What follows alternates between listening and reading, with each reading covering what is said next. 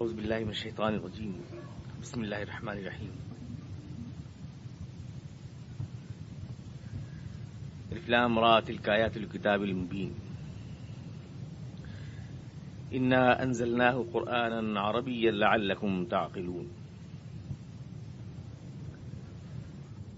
نحن نقص عليك احسن القصص بما اوحینا الیک هذا القرآن وإن كنت من قبله لمن الغافلين. صدق اللہ العلی العظیم. الف لام را یہ اس کتاب کی آیات ہیں جو اپنا مدعا صاف صاف بیان کرتی ہے. ہم نے اسے نازل کیا ہے قرآن بنا کر اور عربی زبان میں تاکہ تم اس کو اچھی طرح سمجھ سکو. اے نبی، ہم اس قرآن کو تمہاری طرف وحی کر کے بہترین پیرائے میں واقعات اور حقائق تم سے بیان کرتے ہیں، ورنہ اس سے پہلے ان چیزوں سے تم بالکل ناواقف تھے.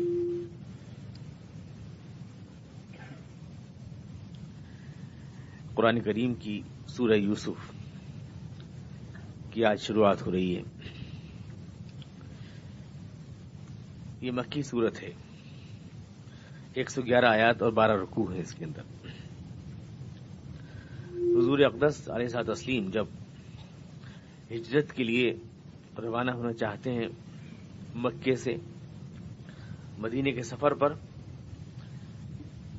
واقعہ معراج ہو چکا ہے. حضور اقدس علیہ الصلوۃ والتسلیم معراج کے بعد مشرکین مکہ کی تکذیب میں اور جھٹلانے میں اضافہ ہوا ہے، اور حضور اقدس سے طرح طرح کے سوالات کیے جا رہے ہیں اور آپ کے خلاف سازشیں ہو رہی ہیں.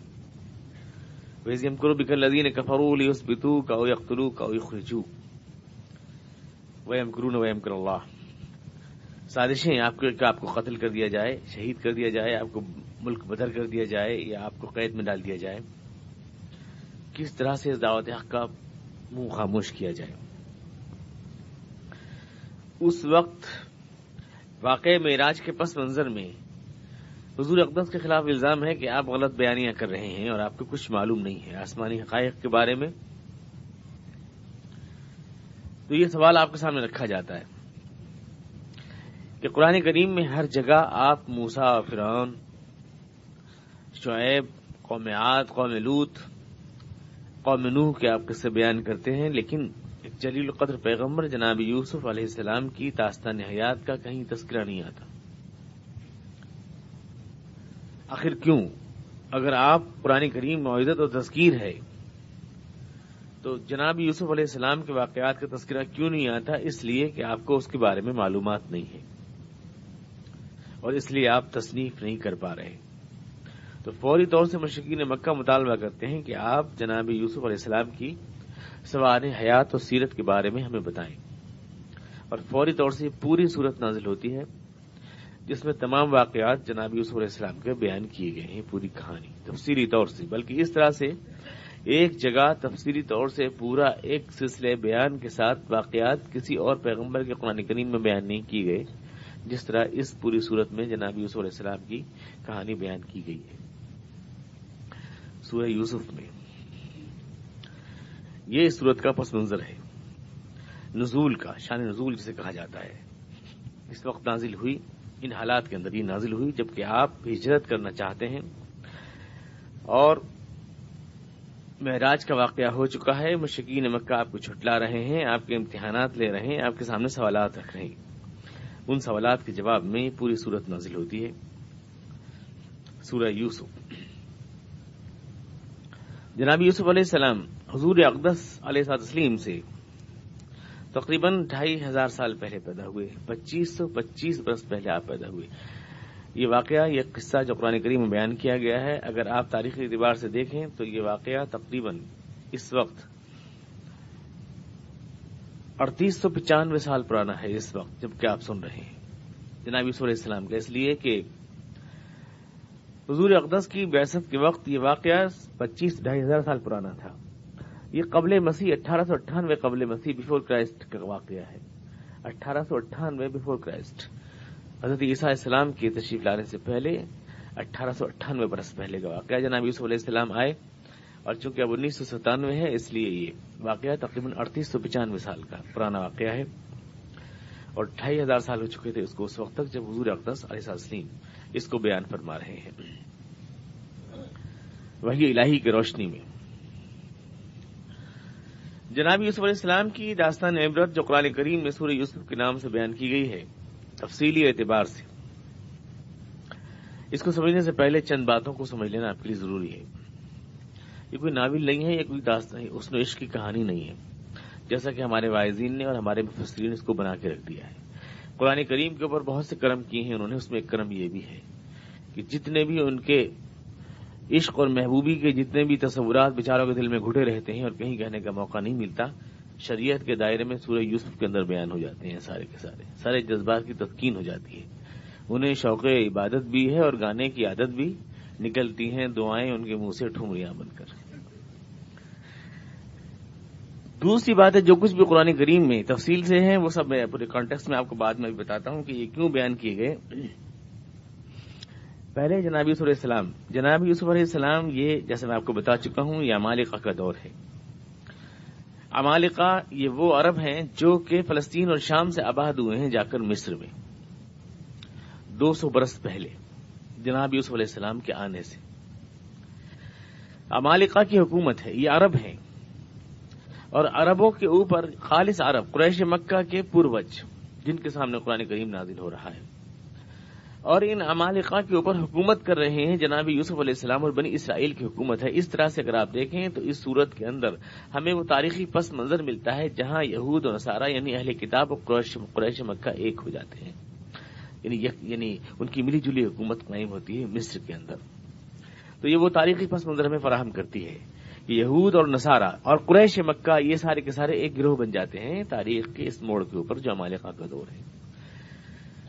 جناب یوسف علیہ السلام جس دور کے اندر پیدا ہوئے مصر کے قریب یہ سارا واقعہ ہوا ہے. مصر سے تھوڑی دور کے اوپر اور مصر کے اندر قاہرہ سے تقریباً 16 کلومیٹر جنوب میں دمیات کے پاس اس ملک کی راجدھانی ہے.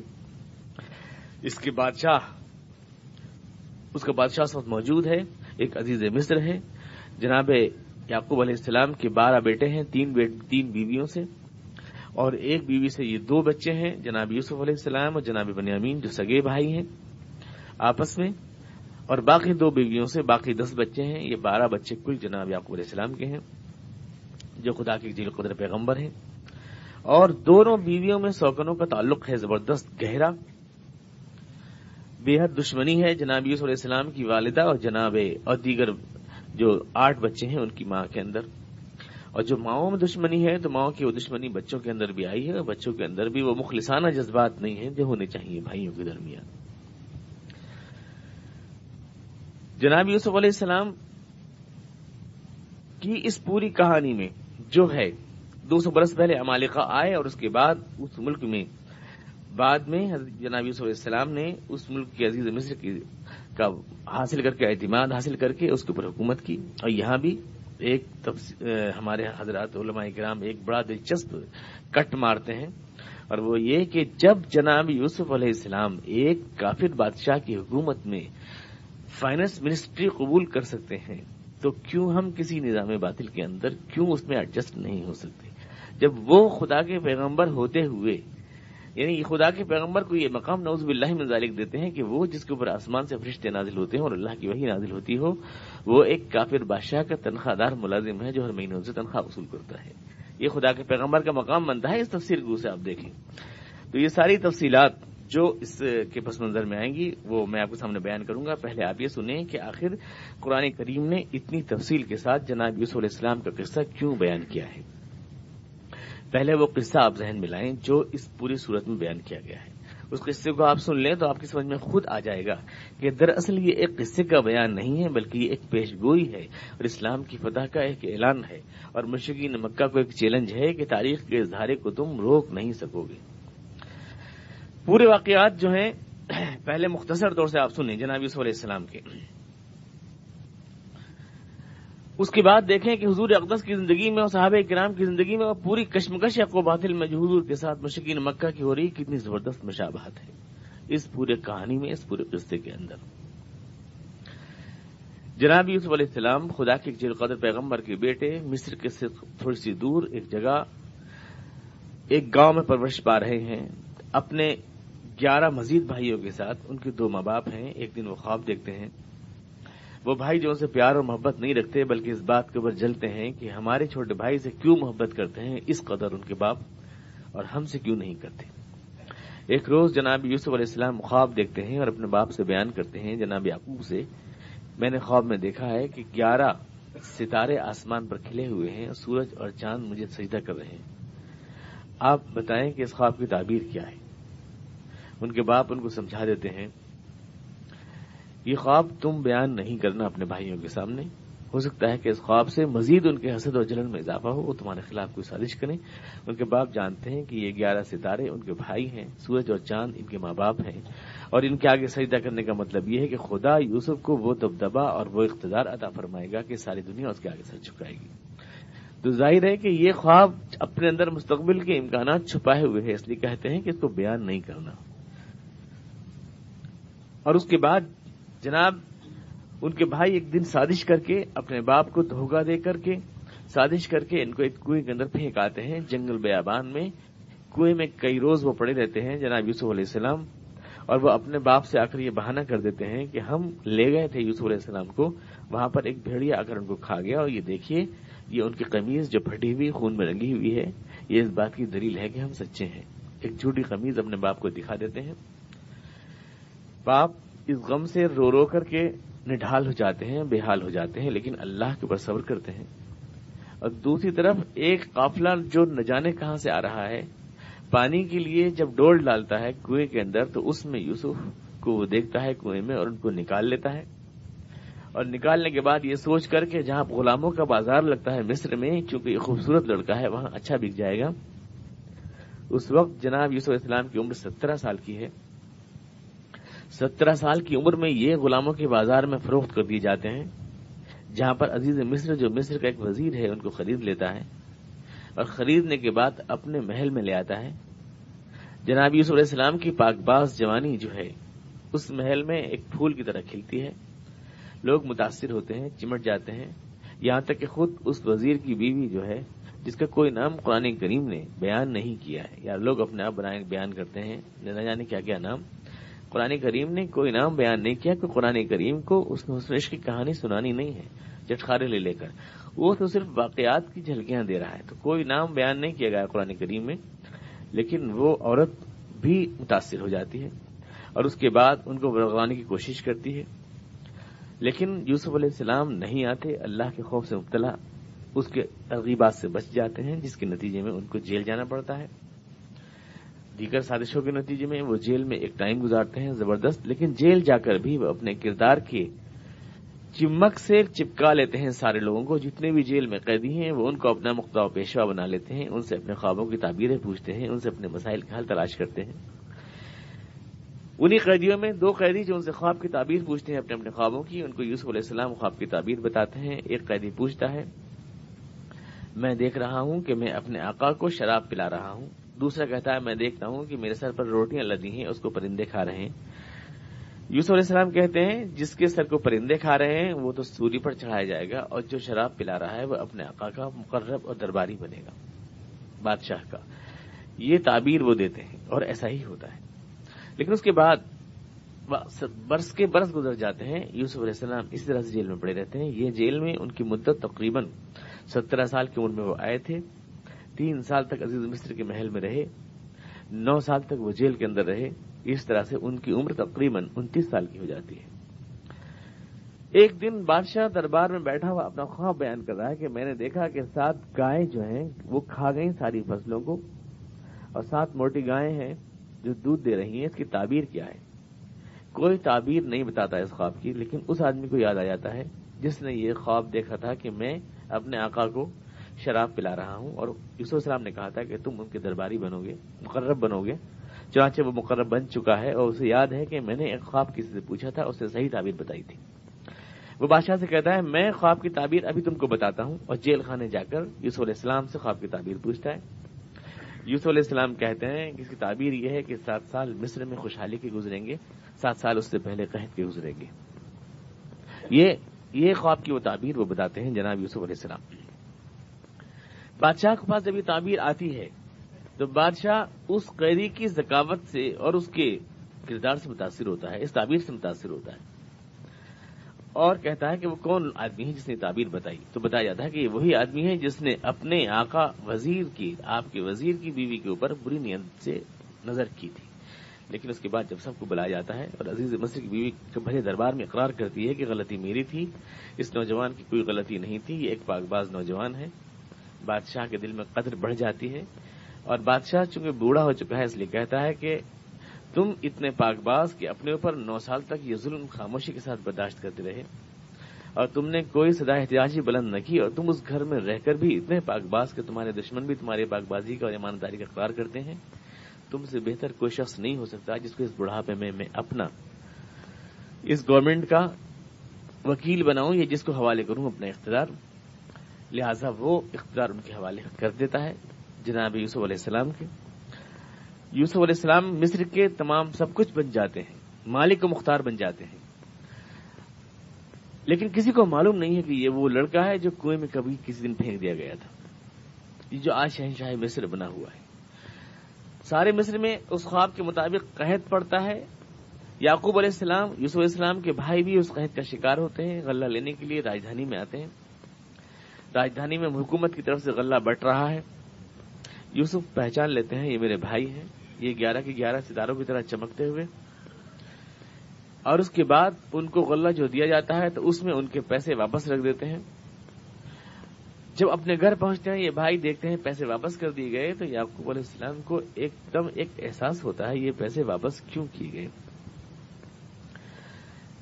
اللہ سے امید بنتی ہے کہ شاید کوئی اللہ کی طرف سے مجھے امید کا نشان نظر آئے۔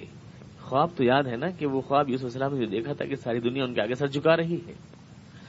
پھر بھیجتے ہیں اور بھیجنے کے بعد تاکید کرتے ہیں کہ چھوٹے بھائی بنیامین کا خاص خیال رکھنا، لیکن ہوتا یہ ہے کہ جناب یوسف علیہ السلام ان کے سامان میں ایک پیالہ جو ناپنے کا پیالہ ہے وہ رکھوا دیتے ہیں ملازموں سے، اور اس کے بعد اس کو برآمد کرا لیتے ہیں سپاہیوں کے ذریعے، اور چوری کے الزام میں گرفتار کرا کے بنیامین کو اپنے دربار میں بلا لیتے ہیں، اپنے ہاں رکھ لیتے ہیں۔ اور بھائی جا کر بتاتے ہیں جب یعقوب علیہ السلام کو کہ ہمارے چھوٹے بھائی بنیامین کو روک لیا گیا ہے چوری کے الزام میں، کہ انہوں نے وہاں پر چوری کی، وہ پیالہ چرا کر لا رہے تھے، شاہی پیالہ۔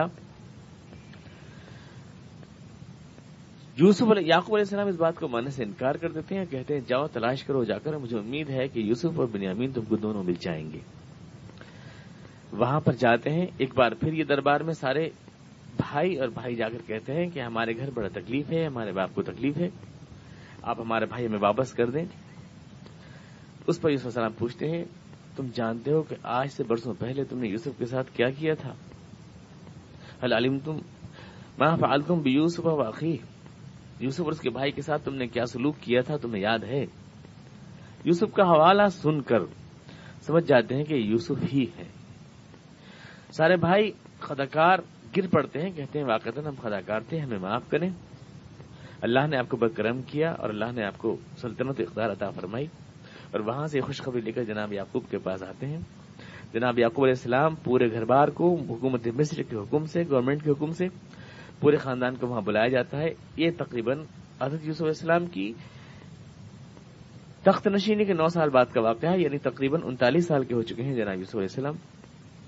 ان کے باپ، ان کی ماں، سارے بھائی آتے ہیں، اور آنے کے بعد دربار شاہی میں جھک جاتے ہیں، اور وہ اپنے والدین کو تخت کے اوپر بٹھاتے ہیں اور کہتے ہیں کہ اے میرے باپ، یہ اس خواب کی تعبیر ہے جو میں نے کبھی دیکھا تھا، یہ اس خواب کا احسان ہے، اللہ کا احسان ہے کہ اس نے مجھے ایک جنگل سے اٹھا کر اس تخت شاہی پہ بٹھایا، اور اس نے تم کو گاؤں سے بلا کر یہاں لایا، وہ جو چاہے کرتا ہے اور وہ ہر چیز کا مالک و مختار ہے۔ یہ سورہ یوسف علیہ السلام کا خلاصہ ہے جو میں نے آپ کے سامنے بیان کیا۔ کیا یہی سب کچھ پوری حضور کی کہانی نہیں ہے؟ اگر آپ غور کریں، یہی سب کچھ جناب یوسف علیہ السلام حضور اقدس ہجرت کو جا رہے ہیں، مکے کی سرزمین برداشت کرنے کو تیار نہیں ہے۔ حضور اقدس علیہ تسلیم جو ہے، آپ کا چہرہ، حضور فرماتے ہیں کہ حسن میں یوسف کی مثال ہوں، اگر وہ چاند ہے تو میں بھی ایک چاند، اور وہ صباحت میں ہے تو میں ملاحت میں ہوں. تو یہ بات تو اپنی جگہ ہے، لیکن خود یوسف کو پھینکنے والے اپنے وطن سے باہر کون تھے؟ ان کے اپنے بھائی بہن. اور حضور اقدس علیہ الصلوۃ والتسلیم کو اپنے وطن سے باہر نکالنے والے کون تھے؟ ان کے اپنے بھائی بہن، قریش کے لوگ، وہی خاندان کے لوگ جو ان کا اپنا خاندان تھا، وہی بھائی بہن. اور اگر یوسف علیہ السلام پڑے رہے غار اس میں کنویں کے اندر 3 دن تک بے یار و مددگار، کوئی پوچھنے والا نہیں تھا اس لق و دق صحرا میں، تو حضور اقدس بھی غار ثور میں 3 دن تک رہے، اور وہاں اس ریگستان میں آپ کو کوئی دیکھنے والا نہیں تھا. اور اس کنویں سے نکل کر یوسف علیہ السلام ایک اجنبی دیار میں پہنچے، اور اس ملک کے لوگوں نے ان کو ہاتھوں ہاتھ لیا اور اس کی حکومت ان کو عطا کی. جیسے حضور اس غار ثور سے نکل کر کے مدینے پہنچے اور مدینے کے لوگوں نے آپ کو ہاتھوں ہاتھ لیا اور مدینے کی حکومت آپ کو عطا کی گئی. مکے کی سرزمین جنہیں برداشت کرنے کو تیار نہ تھی، مکے کی سرزمین سے جو لوگ رات کے اندھیروں میں نکلے، مدینے نے ان کو دن کے اجالے میں سینے سے لگایا. اور وہ شہر اتنا خوش قسمت قرار پایا کہ اب قیامت تک وہ نبی کا شہر قرار پائے گا. مدینۃ النبی یعنی نبی کا شہر کہلائے گا. تو اس حکومت نے جیسے یوسف کو مصر نے اقتدار عطا کیا، مدینہ نے حضور اقدس کو تمام اپنے سب کچھ اختیارات عطا کر دیے. اور جیسا پھر وہ یوسف کے بھائی شرمندہ ہو کر آئے اور جلا وطنی کی زندگی اختیار کی، جیسے یوسف علیہ السلام نے، ٹھیک اس طرح حضور نے بھی جلا وطنی کی زندگی اختیار کی. اور جیسا ایک روز یوسف کے بھائی شرمندہ ہو کر یوسف کے پاس آئے معافی مانگتے ہوئے، ویسا ہی فتح مکہ کے دن حضور کے سارے عزیز و اقارب معافی مانگتے ہوئے اور شرافت کا حوالہ دیتے ہوئے آئے کہ آپ ہمارے ساتھ شریف بھائی کا سلوک کریں. اس وقت حضور نے جو الفاظ فرمائے ٹھیک وہی الفاظ ہیں جو جناب یوسف علیہ السلام نے اپنے بھائیوں سے کہے. لا تثریب علیکم اليوم، میں آج تم سے کچھ نہیں کہوں گا، میں وہی کروں گا تمہارے ساتھ جو یوسف نے اپنے بھائیوں کے ساتھ کیا تھا. فتح مکہ میں آپ نے ارشاد فرمایا. اور اس کے بعد حضور اقدس تمام مکے اور تمام سرزمین عرب کے مالک و مختار بن گئے. اور وہ شخص جس کو لوگوں نے رات کے اندھیروں میں نکال دیا تھا اپنے سرزمین سے، وہ پوری سرزمین عرب کی تقدیر کا مالک بن گیا. یہ ٹھیک پوری یوسف علیہ السلام کی کہانی ہے، پوری مکمل. اس میں وہی اتار چڑھاؤ ہیں، حالات کے وہی مد و جزر ہے.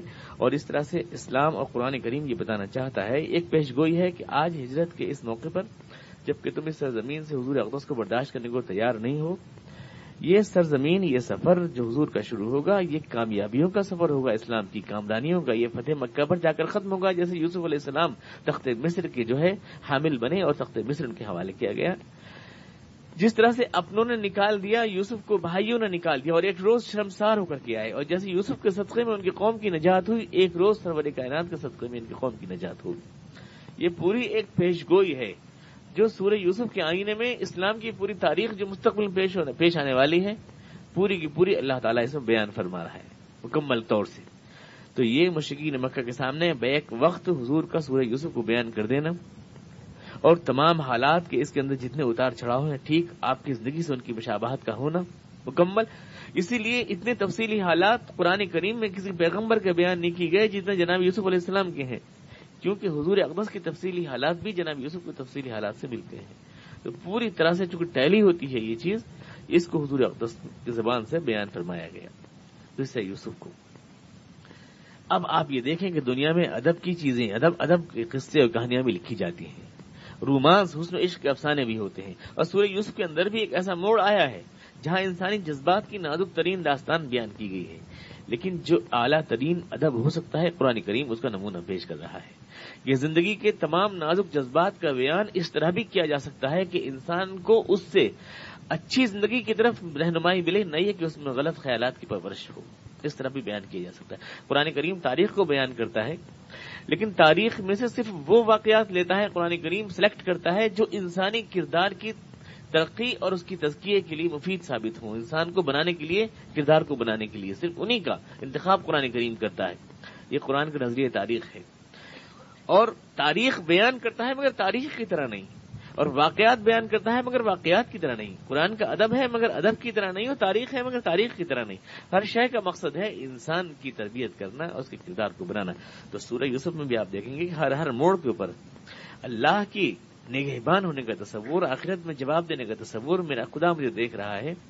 ایک انسان جس کا اللہ پہ یقین ہو اس کا کردار کس طرح سے بنتا ہے، وہ کردار آپ کو نظر آئے گا سورہ یوسف کے اندر مکمل. اور اس طرح سے پیش کر رہا ہے قرآن کریم کہ آپ کے اندر اس کو فالو کرنے کی اور اس کی تقلید کرنے کی طرف پیدا ہوتی ہے، نہ یہ کہ آپ غلط راہوں پر جائیں. اور آپ کے ذہن اور آپ کے خیالات غلط راہوں پر جائیں.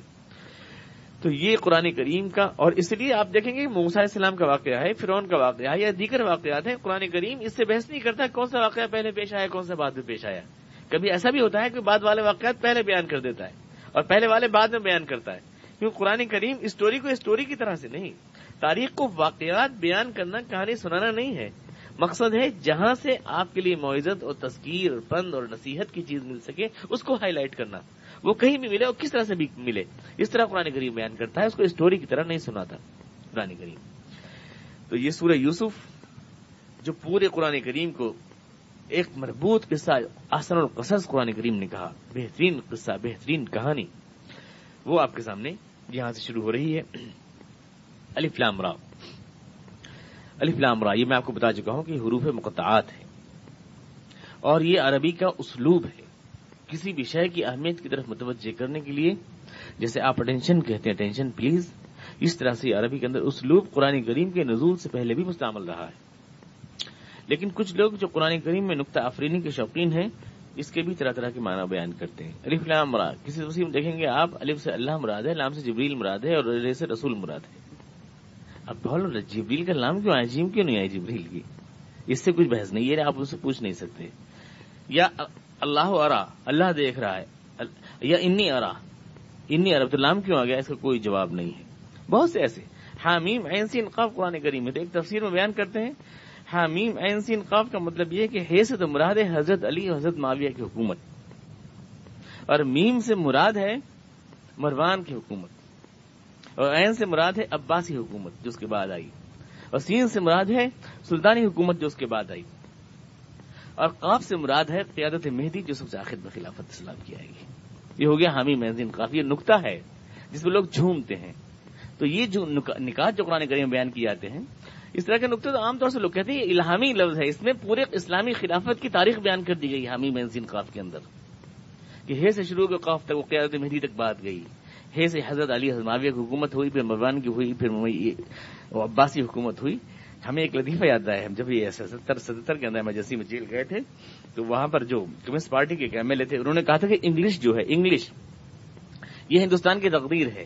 ENGLISH، E for East India company, پہلے یہاں پر ایسٹ انڈیا کمپنی کا راج رہا، اور اس کے بعد این فار نہرو کیونکہ اس کے بعد نہرو کا راج ہوا، پھر جی فار گلزار لال نندا کیونکہ اس کے بعد گلزار لال نندا کا راج ہوا، پھر ایل فار لال بہادر شاستری کیونکہ اس کے بعد اس کا راج ہوا، پھر آئی فار اندرا گاندھی کیونکہ اس کے بعد اس کا راج ہوا، پھر ایس فار سنجے گاندھی کیونکہ اس کے بعد اس کا راج ہوا، اور ایچ فار ہلڑ بازی کیونکہ اس کے بعد ہندوستان میں ہلڑ مچ جائے گی. یہ انگلش، یہ دو انگلش الہامی لفظ ہے ان کے نزدیک، جیسے حامیم عین سین قاف جیسا بیان کرتے ہیں. میں قرآن کریم کی قدیم تفاسیر کا کبھی کبھی مطالعہ کرتا ہوں تو یقین کیجئے کہ کئی بار سطروں پر نعوذ باللہ کہتے کہتے تھک جاتا ہوں. حقیقت یہ ہے لوگ ہمارے الزام لگاتے ہیں اور ہم سے کہتے ہیں کہ آپ قرآن کریم کی گویا کہ خدا، یعنی کہ یہ آپ سمجھنے والے پیدا ہوئے. ہم کسی کا بھی یہ دعویٰ نہیں ہے کہ ہم سمجھنے والے پیدا ہو سکتے ہیں، انسان اپنی بساط پر کوشش کرتا ہے، لیکن یہ اللہ گواہ ہے کہ قرآن کریم کے ساتھ اتنی جرأت کرنے کی ہمیں ہمت نہیں، اتنا لوگوں نے کی ہے پہلے، بہت سے لوگوں نے کی. آپ دیکھیں تو صحیح، منزل الذی یشفع، قرآن کریم کی آیت ہے کون اللہ کے سامنے شفاعت کر سکتا ہے، معمولی عربی والا بھی جانتا ہے منزل الذی یشفع. اب دیکھیے ایک تفسیر میں کیا گل کھلایا. مولانا امجد صاحب موجود ہیں اور دیگر علماء بھی ہوں گے، سمجھ لیں گے. تو کہتے ہیں 4 لفظ ہیں یہ، من ذل الذی یشفع، من ذل، ذی، یشفع اور عو، یہ 4 ہیں. من کا مطلب کون، ذلہ مطلب ذلیل کرتا ہے، وہ ذلیل کرتا ہے، ذلہ عزا، عزت سے ذلت اور عزت ہوتی ہے ذلہ. من ذلہ جس نے ذلیل کیا، کاہے کو، ذی اس نفس کو، جس نے ذلیل کیا اس نفس کو. ذی یشفع تو وہ شفا پائے گا، شفا سے ہو گیا یہ مضارع. عو یہ وعی سے بن گیا امر، اس کو خیال میں رکھو، یاد رکھو. کتنا قرآن کریم کے ساتھ مذاق ہے، مذاق نہیں کیا یہ نکتہ آفرینی نہیں ہے. اور ایسی چیزیں کتنی آپ کو مل جائیں گی بہت سی، کہ جو مثلا یہ کہ سورہ بقرہ کے اندر جس گائے کو قتل کرنے کا ذبح کرنے کا حکم دیا گیا جناب موسیٰ علیہ السلام کو، اس سے مراد نفس ہے، وہ نفس کو ذبح کرنے کا حکم دیا گیا تھا اس میں. اور جب پوچھ رہے ہیں کہ کیسی گائے ہے اور ہل میں نہ جوتی ہو اور دھبے اس پہ کیسے ہوں، یہ سب نفس میں ہوتی ہے. نفس ہل میں جوتا ہے، نفس کے دھبے ہوتے ہیں، وہ گائے نفس ہے، اس سے مراد نفس ہے. جس کا جو چاہا ترجمہ کہہ دیا، جو چاہا کہہ دیا، کوئی پوچھنے والا نہیں ہے، کسی سے کوئی پوچھنے والا نہیں ہے. قرآن کریم کے ساتھ اس طرح کا کھلواڑ نہیں کرنا چاہیے۔ حضرت ابوبکر صدیق شاید فرماتے ہیں ایو سماء تظلنی و ایو ارض تقلنی اذا اقول فی کتاب اللہ ما لا اعلم، کون سا آسمان مجھ کو پناہ دے سکتا ہے اور کون سی زمین میرے پیر ٹکا سکتی ہے اگر میں اللہ کی کتاب میں وہ بات کہوں جو خدا کا منشا نہیں۔ میں اپنی بات، اپنے جی کی بات یوں کہوں، اللہ یوں فرما رہا ہے، دنیا میں اس سے بڑا کوئی گناہ نہیں ہے۔ فویل للذین یکتبون الکتاب بایدیہم ثم یقولون ھذا من عند اللہ، افسوس قرآن کریم کہتا ہے ان لوگوں پر جو اللہ کی کتاب کے معنی اپنے آپ لکھتے ہیں اور کہتے ہیں یہ اللہ نے فرمایا ہے۔ یقولون ھذا من عند اللہ، کیوں؟ لیشتروا بہ ثمنا قلیلا، تاکہ اس کے ذریعے تھوڑا سا ثمن حاصل کریں، تھوڑا سا فائدہ دنیا کا حاصل کریں۔ تلک آیات الکتاب المبین، یہ آیات ہیں اس کتاب کی جو مبین ہے۔ تلک آیات الکتاب المبین، یہ آیات ہیں اس کتاب کی جو مبین ہے۔ کتاب ہے یہ، انا انزلناہ قرآنا، اور ہم نے اس کو قرآن بنا کر اتارا ہے۔ آپ غور کریں قرآن کریم کتنا بڑا دعویٰ کر رہا ہے ان دونوں لفظوں میں۔ یہ کتاب ہے، کتاب وہ جو لکھی جاتی ہے، کتاب ہے یہ لکھی جائے گی، یہ ایک دعویٰ تھا یہ۔ اور پھر کہا انا انزلناہ قرآنا، ہم نے اس کو قرآن بنا کر نازل کیا ہے۔ قرآن یہ فعلان کے وزن کے اوپر مبالغے کا صیغہ ہے، یعنی یہ بے حد پڑھی جائے گی، سب سے زیادہ پڑھی جائے گی یہ کتاب۔ تو ایک طرف تو قرآن کہہ رہا ہے کہ وہ کتاب ہے یعنی لکھی جائے گی، اور دوسری طرف کہہ رہا ہے کہ یہ قرآن ہے یعنی پڑھی جائے گی۔ الف لام را تلک آیات الکتاب المبین، یہ ایک کتاب ہے جو لکھی جائے گی۔ انا انزلناہ قرآنا، اور یہ پڑھی جائے گی، اور قرآن چونکہ مبالغے کا صیغہ ہے لہذا سب سے زیادہ پڑھی جائے گی۔ تو گویا قرآن یوں کہنا چاہتا ہے کہ یہ اللہ نے کتاب تو اس کو بنایا ہے یعنی لکھی تو جائے گی، لیکن اس کے ساتھ یہ سب سے زیادہ پڑھی جانے والی کتاب بھی ہوگی دنیا کی، تاکہ جو لکھا گیا ہے اس کو آپ پڑھے ہوئے سے چیک کر لیں، اور جو پڑھا جا رہا ہے اس کو آپ لکھے ہوئے سے چیک کر لیں۔ یہ ایک ڈبل چیکنگ کا سسٹم ہے، قرآن کریم یہ بتانا چاہتا ہے۔ یہ ایک طرف الکتاب ہے اور ایک طرف القرآن ہے، یہ لکھی بھی جائے گی، یہ پڑھی بھی جائے گی، اور جو پڑھی جائے اس کو آپ لکھے ہوئے سے چیک کر لیں گے، اور جو لکھا جائے اس کو آپ پڑھے ہوئے سے چیک کر لیں گے۔ اور ایسا ڈبل چیکنگ سسٹم قرآن کریم کے علاوہ دنیا میں کسی کتاب میں نہیں، دنیا کسی کتاب میں نہیں ہے۔ بہت سی کتابیں ہیں جو لکھی دی جاتی ہیں، جیسے وید ہیں ہندوؤں کے، یجروید، اتھروید، رگ وید، لکھے جاتے ہیں، حالانکہ اپنی مول جو زبان ہے اس پہ نہیں لکھے جاتے، لیکن لکھے جاتے ہیں، لیکن پڑھے رٹے کہاں، حفظ کون کرتا ہے، ان کو یاد کون کرتا ہے، اور اپنی تحریفات سے کہاں۔ آج قرآن کریم کو اگر آپ چاہیں کہ دنیا کے سارے جیسے کہ کچھ مفتی اعظم امین الفلسطین کے جو مفتی اعظم تھے امین حسینی، ایک بار ان کو معلوم ہوا کہ یہودی تنظیمیں تمام دنیا سے قرآن کریم خرید کر اور اس کے ہزاروں اور لاکھوں نسخے خرید کر نظر آتش کرنا چاہتے ہیں، اور اپنی مرضی سے قرآن کریم میں رد و بدل و تحریف کر کے کچھ شائع کر کے ایسے نسخے جس میں قرآن کریم کے الفاظ میں رد و بدل کر کے اس کو پھیلایا جائے تمام دنیا میں، یہ چاہتے ہیں۔ لاکھوں کی تعداد میں غلط قرآن چھپوا کر تقسیم کرا دیے جائیں پوری دنیا میں۔ تو مفتی اعظم امیر حسینی نے ایک گاؤں کے بچے کو بلایا اور یہودی کے سامنے کھڑا کیا اور کہا کہ اس قرآن کریم کو کھولو اور اس سے پڑھواؤ۔ تم ساری دنیا سے قرآن کریم کے لکھے ہوئے نسخے تو ختم کر سکتے ہو، لیکن کیا اس بچے کے سینے میں جو قرآن موجود ہے اس کو بھی کھوج سکتے ہو؟ اس کے سینے میں جو قرآن موجود ہے، اور دنیا کے گوشے گوشے میں لاکھوں گاؤں میں اور مسجدوں میں جو بچے قرآن کریم کو حفظ کر رہے ہیں لاکھوں کی تعداد میں، یہ تو خدائی حفاظت کا وہ انتظام ہے جس کو دنیا میں کوئی بھی چیلنج نہیں کر سکتا، کیونکہ یہ صرف لکھا نہیں جاتا بلکہ پڑھا بھی جاتا ہے، اور صرف پڑھا نہیں جاتا بلکہ لکھا بھی جاتا ہے۔ یہ ڈبل چیکنگ سسٹم ہے۔ انا تلک آیات الکتاب المبین انا انزلناہ قرآنا، ہم نے اتارا تھا قرآن بنا کر اور رہے گا کتاب بن کر، اترا قرآن بن کر۔ جبریل نے سنایا حضور کو اور حضور اقدس نے دور کیا جناب جبریل کے ساتھ، اترا قرآن بن کر، لیکن اس کے بعد یہ لکھا جائے گا اور تحریر ہو کر کے رہے گا۔ اور اس ملک میں جہاں تحریر کا رواج نہیں اور وہاں یہ تحریر ہوا، درختوں کے پتوں پر، چھالوں پر، پیڑ کی چھالوں پر، جھلی کے اوپر اور کاغذ پر بھی. میں تو کہتا ہوں شاید خداوند قدوس نے کاغذ کو ایجاد ہی کیا قرآن کریم کے صدقے میں، کیونکہ جو کاغذ کی ایجاد کا زمانہ ہے وہی قرآن کریم کے نزول کا بھی زمانہ ہے. اور دنیا میں پین ایج جو 6 صدی اس میں سے شروع ہوتا ہے، جس کو لوگ پین ایج کہتے ہیں، قلم کا زمانہ، تو وحی الہی جو پہلی ہے قرآن کریم کی، اقرأ بسم ربک الذی خلق خلق الانسان من علق اقرأ وربک الاکرم الذی علم بالقلم. اس رب کے نام سے پڑھیے جو انسان کو قلم کے ذریعے علم سکھاتا ہے. یہ اس وقت قرآن جب دنیا قلم کی طرف مڑ رہی ہے، پین، کتاب اور لٹریچر کی طرف، تو اس وقت قرآن پہلی وحی میں یہ بات کہہ رہا ہے.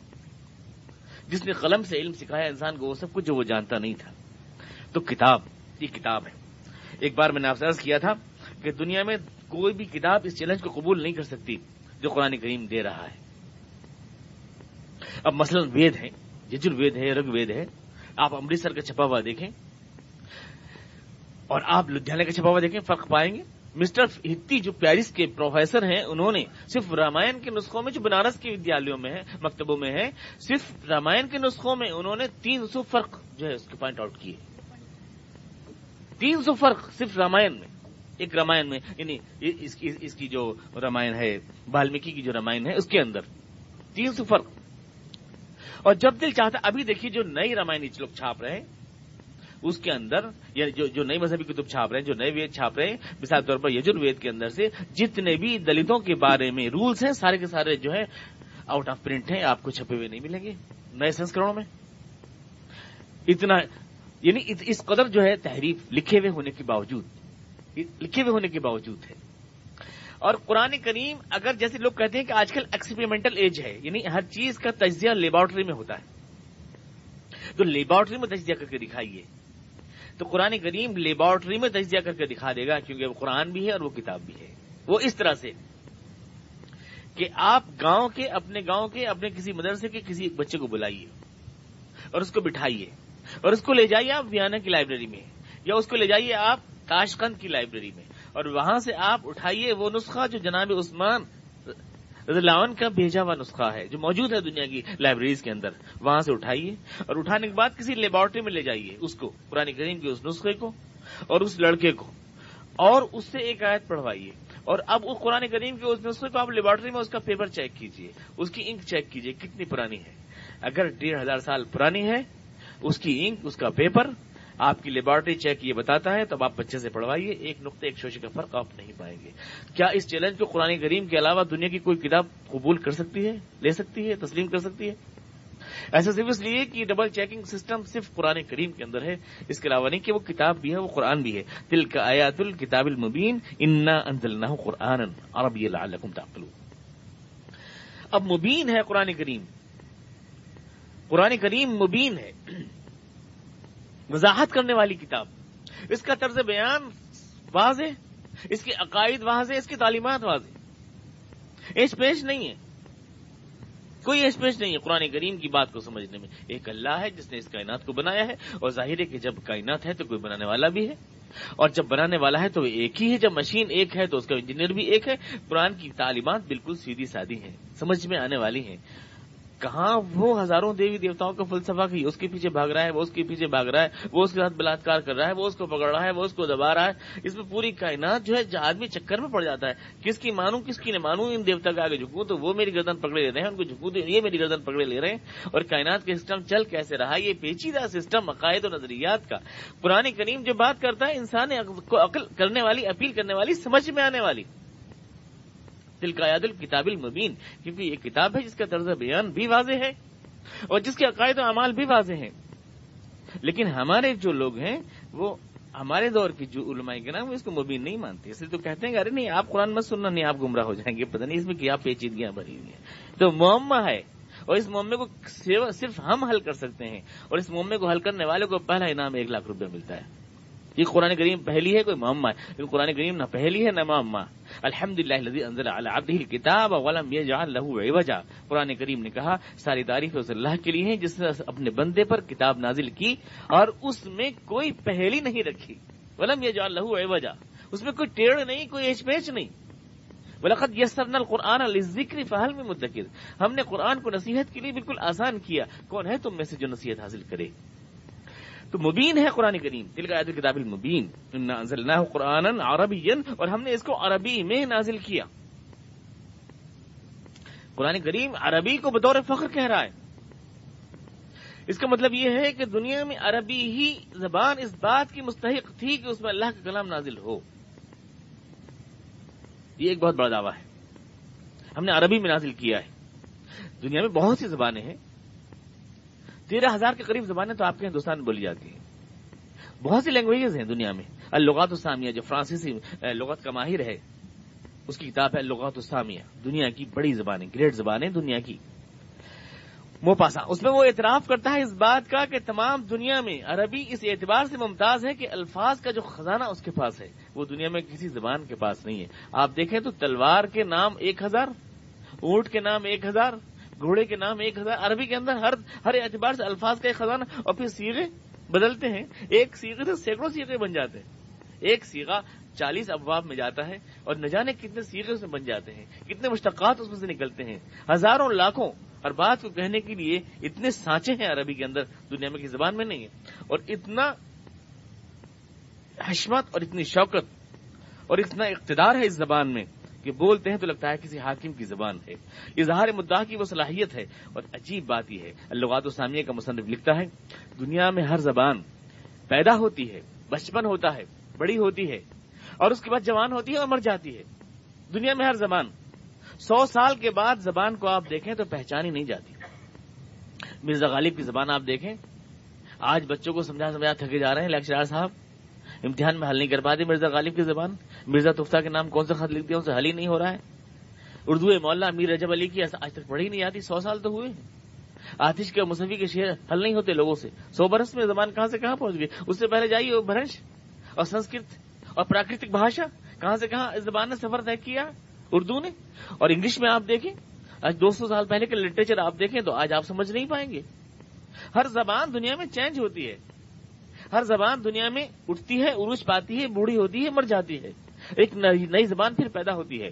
لیکن اللغات السامیہ کا مصنف جو مسلمان نہیں ہے، دنیا کا ماہر لسانیات، وہ کہتا ہے اس دنیا میں صرف ایک ہی زبان ہے، اس کا نہ بچپن ہے اور نہ بڑھاپا، وہ جوان تھی اور جوان ہے آج تک، اور وہ ہے عربی زبان۔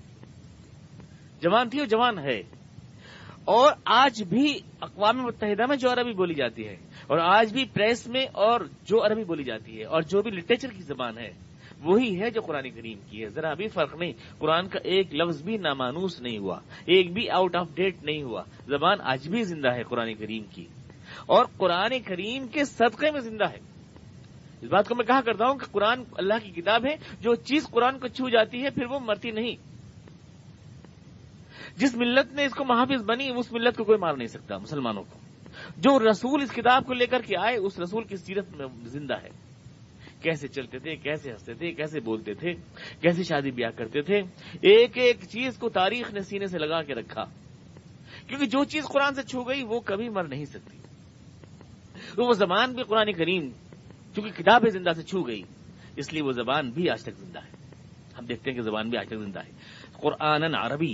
اب سوامی شتاہن جی کہتے ہیں، واہ صاحب، آپ تو کہہ رہے تھے کہ ساری دنیا کے لیے ہے، اور آپ کہہ رہے ہیں کہ عربی میں آیا، تو ہم بھارت والے عربی کہاں سے سمجھیں؟ یہ تو عربوں کے لیے آیا، ہمارے لیے کب آیا؟ عربی میں آیا، عربوں کے لیے آیا، لعلکم تعقلون، تاکہ عرب والے سمجھیں۔ تو عرب والے سمجھتے رہیں گے، ہم کہے کو سمجھیں؟ ہم کیوں سمجھیں؟ جن کے لیے آیا وہ سمجھیں، ہم کیوں سمجھیں؟ ساری دنیا کے لیے۔ تو آپ کی سنسکرت کون سمجھتا ہے؟ آپ کی سنسکرت آپ خود نہیں سمجھتے، آپ کیوں ساری دنیا کی بات کر رہے ہیں؟ آپ پھر کیوں ساری دنیا کا پیغام کہہ رہے ہیں؟ آپ تو خود نہیں سمجھتے۔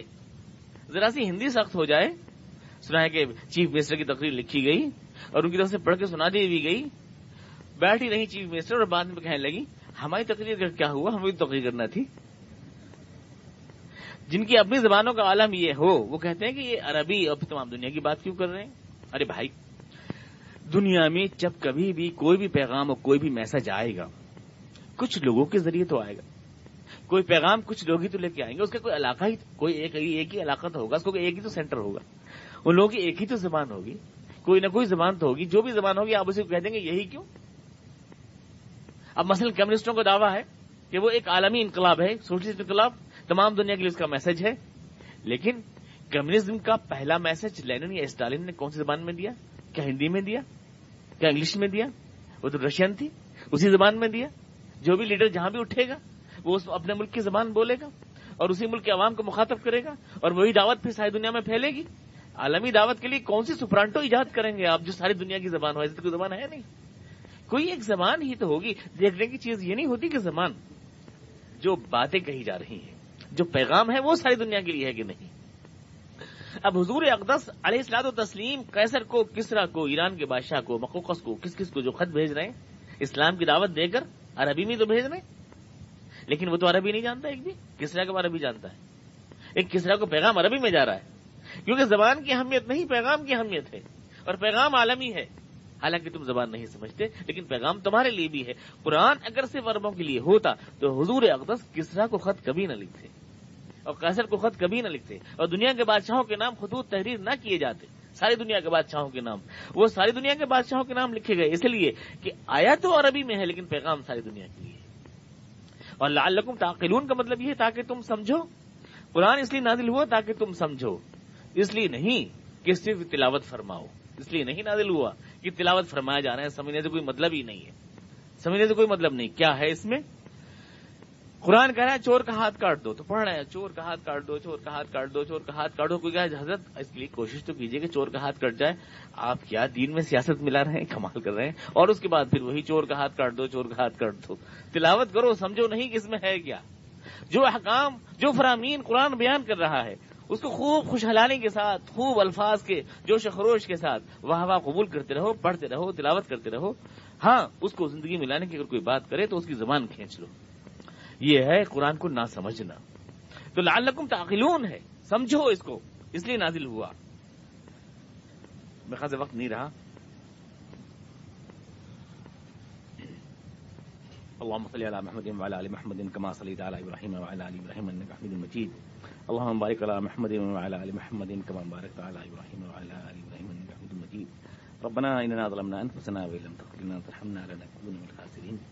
سبحان ربك رب العزة عما يصفون وسلام على المرسلين والحمد لله رب العالمين.